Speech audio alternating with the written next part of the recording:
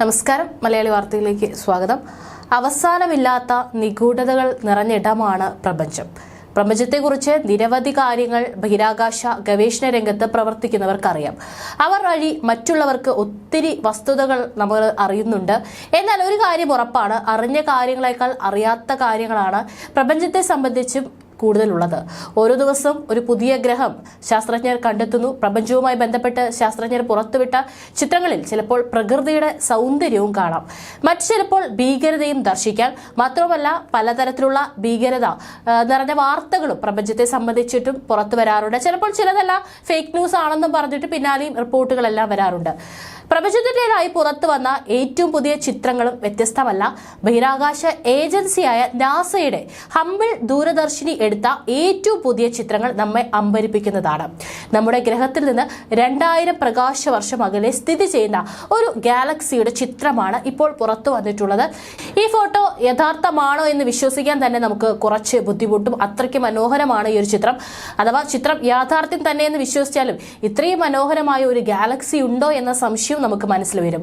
ഷാർപ്ലസ് 2-106 നെബുലയുടെ ചിത്രമാണ് ഇപ്പോൾ പുറത്തു വന്നിരിക്കുന്നത്. നക്ഷത്രങ്ങൾ രൂപപ്പെടുന്ന ഈ പ്രദേശം ബഹിരാകാശത്ത് പറക്കുന്ന ഒരു മഞ്ഞ് മാലാഖയെ പോലെ തോന്നും. പൊടിയുടെ ഒരു വളയം ഒരു ബെൽറ്റായി പ്രവർത്തിക്കുന്നു. അത് നെബുലയെ ഒരു മണൽ ഘടികാര ആകൃതിയിലേക്ക് മാറ്റുന്നു. ചിത്രം സമൂഹ മാധ്യമങ്ങളിലൂടെ പുറത്തുവിട്ടുകൊണ്ട് നാസ കുറച്ചു. ഒരു ദിവസം മുൻപാണ് ഈ ഒരു പോസ്റ്റ് ഷെയർ ചെയ്തിരിക്കുന്നത്. അത്ഭുതപൂർവമായ പ്രതികരണങ്ങളാണ് പോസ്റ്റിൽ ലഭിച്ചത്. ഈ ചിത്രത്തിന് ഏകദേശം 4.5 ലക്ഷത്തിലധികം ആളുകൾ കണ്ടു കഴിഞ്ഞു, ലൈക്ക് അടിച്ചിട്ടുണ്ട്. ഇതിന് പുറമെ നിരവധി കമന്റുകളും എത്തിയിട്ടുണ്ട്. ഒരു മാലാഖയെ പോലെ തോന്നുന്നു, നമ്മുടെ പ്രപഞ്ചം ഇത്ര മനോഹരമാണെന്ന് വിശ്വസിക്കാൻ കഴിയില്ല എന്നാണ് ഒരു ഇൻസ്റ്റാഗ്രാം ഉപയോക്താവ് എഴുതിയിട്ടുള്ളത്. മറ്റൊരാൾ കുറിച്ചിരിക്കുന്നത് ചിലപ്പോൾ ഒരു മാലാഖയെ പോലെ തോന്നുമെന്നും ചിലപ്പോൾ ഒരു മണൽ ഘടികാരം പോലെ തോന്നുമെന്നാണ്.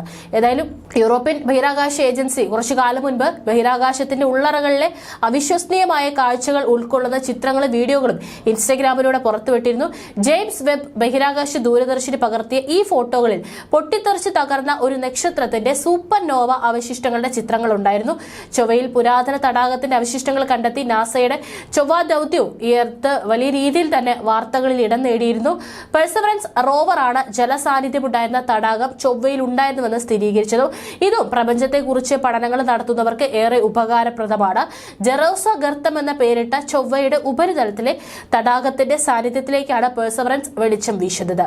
ചൊവ്വയിൽ ഒരു കാലത്ത് വെള്ളമുണ്ടായിരുന്നുവെന്നും സൂക്ഷ്മജീവികൾ ഉണ്ടായിരുന്നുവെന്നുമുള്ള സംശയത്തെ ബലപ്പെടുത്തുന്ന തെളിവുകളാണ് പുറത്തുവരുന്നത്.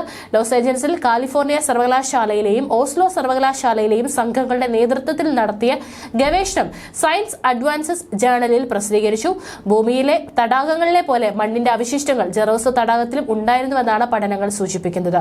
നിലവിൽ തണുത്തുറഞ്ഞതും വരണ്ടതും ജീവനില്ലാത്തതുമായ ചൊവ്വ ഒരു കാലത്ത് ജലമുള്ളതും ഒരുപക്ഷെ വാസയോഗ്യവുമായിരുന്നിരിക്കെ എന്നാണ് നിർണായക കണ്ടെത്തൽ. പഠനം മുന്നോട്ട് വയ്ക്കുന്നതും റോവറിന്റെ റിംഫാക്സ് റഡാർ ഉപകരണത്തിൽ നിന്നുള്ള അംഗങ്ങൾ ചൊവ്വയിലെ 65 അടി താഴ്ചയുള്ള ശിലാപാളികളുടെ ദൃശ്യം ലഭ്യമാക്കി. ഏതാണ്ട് 3 ബില്യൺ വർഷങ്ങൾക്ക് മുൻപ് രൂപപ്പെട്ടതായി കരുതപ്പെടുന്ന ജെറോസയുടെ അവശിഷ്ടങ്ങളുടെ സൂക്ഷ്മ പരിശോധനയാണ് ഗവേഷകർ ലക്ഷ്യമിടുന്നത്. 2020 ജൂലൈയിലാണ് നാസ പെർസെവറൻസ് വിക്ഷേപിച്ചത്. 2021 ഫെബ്രുവരി 19 ചൊവ്വയിൽ ലാൻഡ് ചെയ്തു. ചൊവ്വയിൽ ജീവൻ ഉണ്ടായിരുന്നോ വാസയോഗ്യമാണോ എന്ന് കണ്ടെത്തുകയാണ് ലക്ഷ്യം.